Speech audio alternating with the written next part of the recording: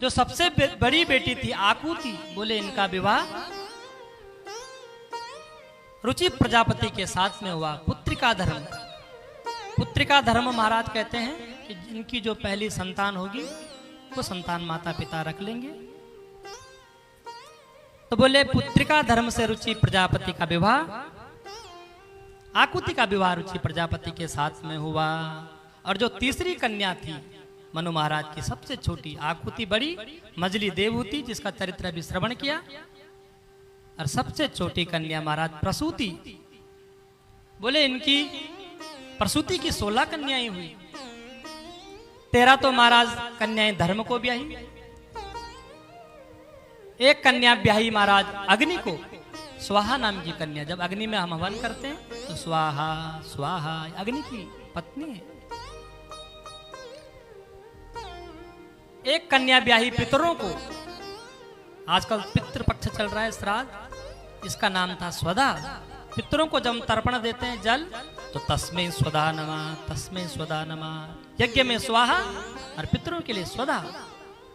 और जो सबसे छोटी कन्या थी बोले इसका नाम था सती।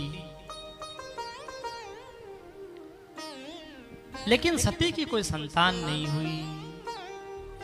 मैत्रेय मुनि कहते हैं विदुर, पिता के यज्ञ में सती ने देह त्याग कर दिया।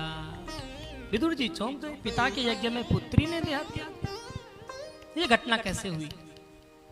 महाराज विस्तार से सुना। सती मां ने अपने पिता के यज्ञ में देह क्यों त्याग दिया? तब सती चरित्र का विस्तार किया, सती चरित्र श्रवण कराया। बोले महाराज एक बार पितामह ब्रह्मा जी ने अपने पुत्र दक्ष को प्रजापति घोषित कर दिया। प्रजापति बहुत बड़ा पद है देवताओं में।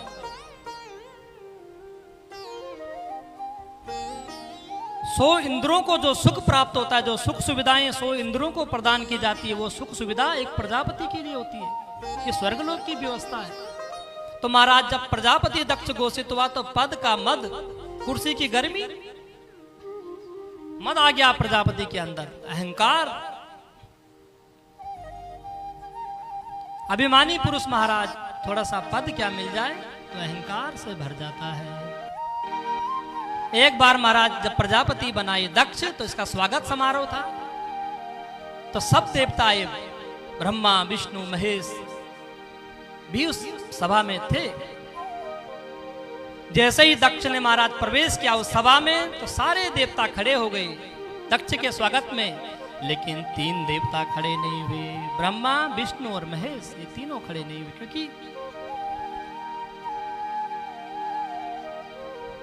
जब दक्ष ने महाराज चारों ओर दृष्टि डाली, सारे स्वागत में खड़े हैं लेकिन 3 देवता खड़े नहीं, तो नारायण भगवान को तो कुछ नहीं कहा, क्योंकि सृष्टि के पालन करता भगवान नारायण ब्रह्मा जी को भी कहा मेरे पिता हैं, कोई बात नहीं, खड़े नहीं उठे। लेकिन शंकर, ये तो मेरा दामाद है, अपनी पुत्री मैंने इसको ब्याही है, ये मेरे स्वागत में क्यों खड़ा नहीं हुआ? शंकर को देख करके महाराज क्रोध करने लगा। अभिमानी व्यक्ति, इतने लोग स्वागत में खड़े हो गए, इतने व्यक्तियों की तरफ दक्ष ने नहीं देखा, लेकिन खड़ा कौन नहीं हुआ? इतनी सभा में जो खड़ा नहीं हुआ उस पर दक्ष की दृष्टि जाती है। यही तो अभिमानी व्यक्ति की परिभाषा है। तुरंत मारा सारे सभासदों को सावधान कर दिया। श्रूयताम ब्रह्मर्षयो में सहदेवा सहाग्नया साधूनां ब्रुवतो वृत्तम न ज्ञानान चमत्सरा। अरे सभासदों ध्यान पूर्वक सुनो। बोले सभ्य समाज में सभ्य लोगों का ही आगमन होना चाहिए। यदि सभ्य समाज में कोई असभ्य आ जाए तो बोले पूरी सभा का रंग भंग हो जाता है। सारे सभासद देखने लगे, भाई ऐसे असभ्य कौन आ गया इस सभा में? सब इधर उधर देखने लगे। दक्ष कहता है इधर उधर क्या देखते हो, पीछे देखो तुम्हारे शंकर। अयम तो लोकपाला नाम यशोग्नो निरपत्रपा, ये हम लोकपालों की कीर्ति को धूमिल करने वाला ये शंकर है। इस प्रकार से हमारा शंकर भगवान पे कटाक्ष तक्ष करने लगा। संत महापुरुष तो कहते हैं दक्ष ने सही कहा। बोले दक्ष ने कहा ये हम लोकपालों की कीर्ति को धूमिल कर रहा है। बोले सही कहा। जहां महाराज मुख्यमंत्री की जय जयकार हो रही हो और प्रधानमंत्री उस सभा में आ जाए तो कौन मुख्यमंत्री की जय जयकार करेगा? सब प्रधानमंत्री की जय जयकार करेंगे। तो भगवान शंकर की इतनी कीर्ति है कि शंकर के सामने दक्ष की कीर्ति धूमिल पड़ गई। संत कहते हैं दक्ष ने सही कहा। शंकर के सामने दक्ष की कीर्ति धूमिल हो गई। महाराज बड़बड़ाने लगा। भगवान शंकर तो चुप हैं, भोलेनाथ शांत बैठे हैं। किसी ने कहा महाराज इतना ही शंकर में अवगुण देख रहा था तो अपनी कन्या क्यों ब्याह दी? अपनी कन्या का विवाह क्यों कर दिया? बोले महाराज मैंने तो अपने पिता ब्रह्मा के कहने पर अपनी कन्या का विवाह इस शंकर से किया, अन्यथा कहां मेरी मृग नयनी कन्या सती और कहां ये बंदर जैसी आंख वाला शंकर। गृहीत्वा मृग सावाक्ष्या पाणी में मरकट लोचनम, ये बंदर जैसी आंख वाला शंकर और कहा मेरी कन्या मृग नयनी। जब महाराज शंकर को बंदर जैसी आंख वाला कहा तो नंदी जी से रहा नहीं गया, तमक कर खड़े हो गए नंदी जी, अभी इसको मजा चकाता हूं। लेकिन भगवान शंकर ने रोक दिया, नंदी बैठो। बोले महाराज ससुराल की गाली सबको खानी पड़ती है, पहले विवाह में होता था ना ससुराल की गाली, अब तो ये रिवाज रहा नहीं। तो बोले नंदी ससुराल की गाली है सबको खानी पड़ेगी, मैंने विवाह में नहीं खाया अब खा रहा हूं, तुम बैठ जाओ कोई बात नहीं, सुनो तुम भी। महाराज मगर दक्ष का तो क्रोध बढ़ता चला गया। प्रेतावासेषु घोरेषु प्रेतेर भूत गणेरवृता, भूत प्रेतों के साथ रहने वाला ये शंकर। जब महाराज भगवान शंकर कुछ नहीं बोले, किसी व्यक्ति को आप यदि आप शब्द कहो और वो व्यक्ति चुपचाप बैठा रहे कुछ बोले ना तो क्रोध और बढ़ जाता है। ये कुछ बोल क्यों नहीं रहा, कुछ बोले तो मैं भी बोलूं। लेकिन शंकर ने जब भगवान शंकर ने जब कुछ नहीं कहा, सुनते रहे, तो दक्ष का क्रोध और बढ़ गया और भगवान शंकर को स्थिति यहां पहुंच गई कि शंकर भगवान को श्राप दे दिया। अयम तु देव यजना इंद्रोपेन्द्रादिर्भवा सहभागम न लभताम देवेर देवगणाधमा। आज से महाराज जितने भी यज्ञानुष्ठान होंगे उन यज्ञों में भगवान शंकर का कोई भी भाग नहीं रहेगा। इस प्रकार से महाराज जब दक्ष ने भगवान शंकर को श्राप दे दिया तो अब नंदी से नहीं रहा गया। नंदी जी तमक कर खड़े हो गए, दक्ष बहुत देर से तुझे देख रहा हूं, बकबक कर रहा है। भगवान शंकर भूत भवन भोलेनाथ शांत बैठे हैं। महाराज नंदी ने भी दक्ष को श्राप दे दिया, बड़ी देर से बकरे की तरह बकबक करता है, जा तुझे बकरे का ही मुंह लग जाए। दक्ष को श्राप दे दिया नंदी ने। महाराज भृगु ऋषि खड़े हो गए दाढ़ी पर हाथ फेरते हुए, नंदी ससुर दामाद का झगड़ा तू बीच में क्यों पड़ा? भाई इन दोनों का झगड़ा था निपट लेते। भृगु जी ने नंदी को श्राप दे दिया कि शंकर के सारे गण पाखंड हो जाएं। पाखंडी बता दिया, शंकर के जो गण हैं सब पाखंडी हो जाएं। शंकर के गण खड़े हो गए, महाराज हमको श्राप क्यों दे दिया? भृगु ऋषि को श्राप, जो ब्राह्मण वहां यज्ञ में थे उनको श्राप दे दिया, जाओ तुम्हारे जैसे ब्राह्मण भिखमंगे हो जाएंगे, चाटुकार बन जाएंगे। इस प्रकार से महाराज श्राप समारोह। भगवान शंकर ने सोचा कहां सम्मान समारोह था, कहां श्राप समारोह में बदल गया, और ये सब हमारी वजह से हुआ। भगवान शंकर ने तुरंत अपने गणों को शांत किया और वहां से भगवान शंकर खिसक गए। बोले यहां से निकलने में ही फायदा है। भगवान शंकर के चेहरे पर तनिक भी महाराज क्रोध नहीं। इतना बड़ा अपमान दक्ष ने भगवान शंकर का किया, लेकिन महाराज दक्ष के मन में गांठ पड़ गई। रही मन धागा प्रेम का मत तोड़ो चटकाए, टूटे से फिर ना जुड़े छुड़े गांठ पड़ जाए। जो वाणी का घाव है महाराज, कभी कभी सगे संबंधियों समय से आप शब्द हम बोल देते हैं कि महाराज वो वाणी के भाव कभी भरते नहीं। जीवन में ऐसे क्षण आते रहते हैं जहां वो घाव महाराज कहीं न कहीं याद वो घटना आती रहती है। भगवान शंकर तो शांत रहे। भगवान शंकर ने यह घटना सती को भी घर में नहीं बताया कि तुम्हारे पिता के यहाँ तुम्हारे पिता ने मेरे अपमान किया। कोई फर्क नहीं शंकर भगवान पे। लेकिन महाराज दक्ष ने यहाँ क्या किया कि हरिद्वार की पावन भूमि कनखल में एक बड़ा सुंदर यज्ञ रचाया। मैं यज्ञ करूंगा और उस यज्ञ में शंकर को नहीं बुलाऊंगा। अपमान की भावना से बड़ा सुंदर महाराज कनखल में दक्ष का यज्ञ आरंभ होने लगा। समस्त देवांगनाएं कैलाश पर्वत से होकर के उस यज्ञ में जा रही है। जब दो महाराज प्रेमियों के बीच में जब खटपट होती है तो तीसरा व्यक्ति बड़ा मजा लेता है। ये संसार का नियम है। सारी देवांगनाएं महाराज आज कैलाश मार्ग से जा रही है कनखल के लिए। क्यों? उन्हें मालूम है सती को निमंत्रण नहीं है। भगवती सती ने देखा प्रातः काल से आज बड़े विमान जा रहे हैं कनखल की ओर। आखिर हरिद्वार में ऐसा क्या है? एक विमान कुछ नजदीक से निकला तो सती जी ने पूछ लिया, बहन कहां जा रही हो? तो उसने कह दिया, अरे तुझे मालूम नहीं तेरे पिताजी के यहाँ यज्ञ है? तो सती ने कहा, बहन मुझे मालूम है लेकिन मैं थोड़ी देर बाद आऊंगी। ये नहीं कहा निमंत्रण नहीं आया। कहा हाँ। भगवती सती भगवान शंकर के पास आ गई, चरण सेवा करने लगी भगवान की। भगवान शंकर समझ गए, बोली देवी ये क्या कर रहे हो? सती कहने लगी, महाराज कुछ नहीं, हम पतिव्रता स्त्रियों का धर्म है पति का सेवा करना। हम तो अपना धर्म का निर्वाह मात्र में कर रही हूं। भोले बाबा कहने लगे, नहीं नहीं आज कुछ ज्यादा ही पतिव्रता धर्म आप निभा रही हो। तब महाराज सती जी ने अपनी बात भगवान शंकर से कही। और देखो भगवती सती ने कैसे अपनी बात शंकर जी के सामने रखी। प्रजापतिस्ते स्वसुरस्य सांप्रतम निर्यापितो यज्ञ महोत्सवः किल वयं च तत्र विसराम वामते यद्यर्थितामि विबुधा ब्रजन्ति।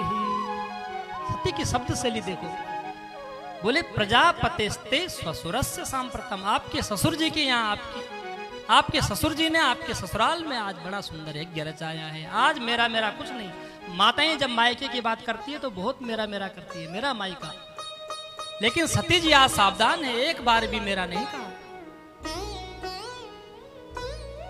बोले प्रजापति ते ससुरस्य सांप्रतम, तुम्हारे ससुर जी ने तुम्हारे ससुराल में बड़ा सुंदर यज्ञ किया है। तो भगवान शंकर ने कहा, यज्ञ किया है तो क्या करें? बोले महाराज हमें चलना चाहिए। सती को भी ये घटना पता नहीं है कि मेरे पिताजी ने शंकर का अपमान किया। भगवान शंकर ने भी बताया नहीं। बोले देवी को चिट्ठी पत्री आई है पिता के यहां से। सती ने कहा महाराज भेजा तो जरूर होगा, लेकिन क्या पता पहुंच ना पाया हो। कभी कभी डाक गड़बड़ा जाती है। और महाराज ऐसा होता है कभी कभी घर के जो बड़े कार्य होते हैं उसमें खास हमारे जो रिश्तेदार हो जाते हैं वो हम रह जाते हैं, छूट जाते हैं, हम भूल जाते हैं। ऐसा भी हो जाता है। सती जी वही बात कह रही है, महाराज पिताजी ने संदेश तो अवश्य भेजा होगा लेकिन हम तक पहुंचा नहीं होगा। शंकर भगवान ने बहुत प्रकार से सती को समझाया। जब सती महारानी मानी नहीं, जाने की जिद करने लगी, तब महाराज शंकर भगवान ने आज वो सारी घटना सती को सुनाई। ऐसे ऐसे तुम्हारे पिताजी ने मेरा अपमान किया और ये जो यज्ञ हो रहा है उसी अपमान का बदला लेने के लिए यह यज्ञ हो रहा है। सती बोले मैं तो अपने अपमान का घूंट पी गया, लेकिन सती तुम मेरे अपमान का घूंट नहीं पी पाओगे। तुम्हें बड़ा कष्ट होगा वहां जाकर के। सती मानी नहीं, विविध प्रकार से भगवान शंकर को समझाने लगी।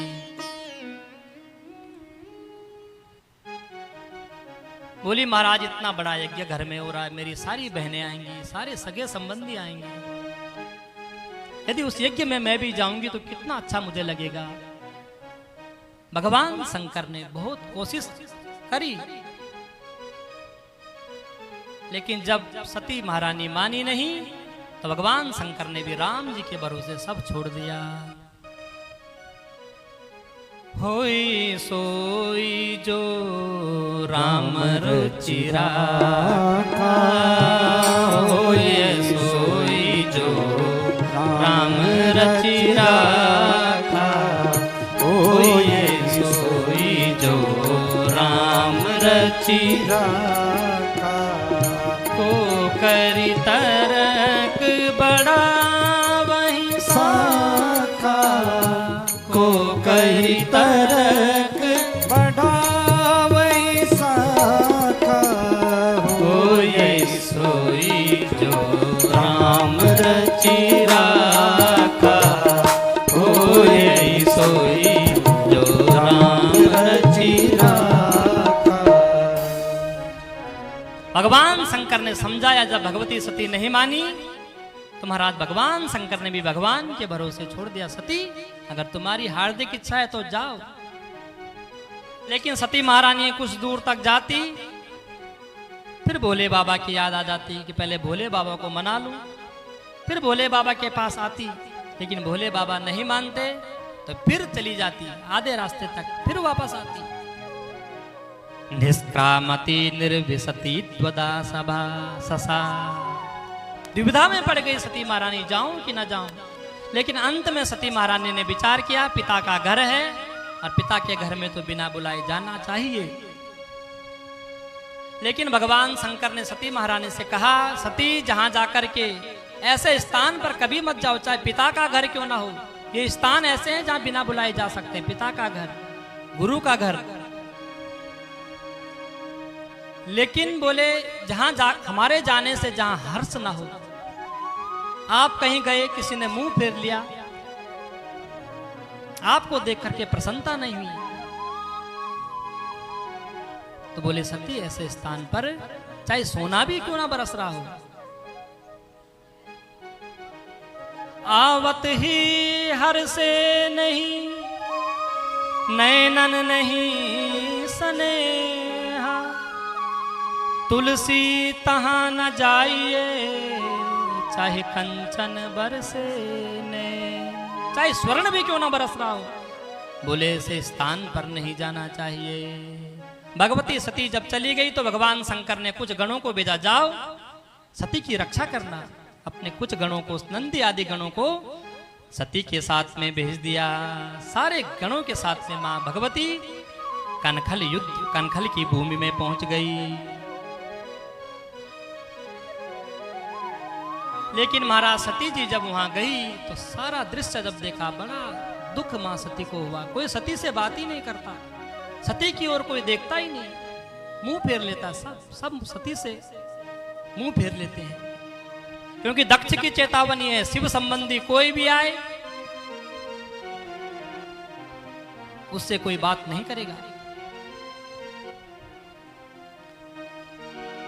बहनों के पास सती गई तो बहनों ने भी सती का कोई सम्मान नहीं किया, सती की ओर देखा नहीं। सती ने इन सब से ध्यान हटाया। सगे संबंधी बोले मायका तब तक है जब तक मायके में मां है, मां जब तक है तभी तक मायका है। तो सती ने सबसे ध्यान हटाया और मां के पास गई। लेकिन मां ने जैसे सती को देखा, मां प्रसन्न हो गई। प्रसूति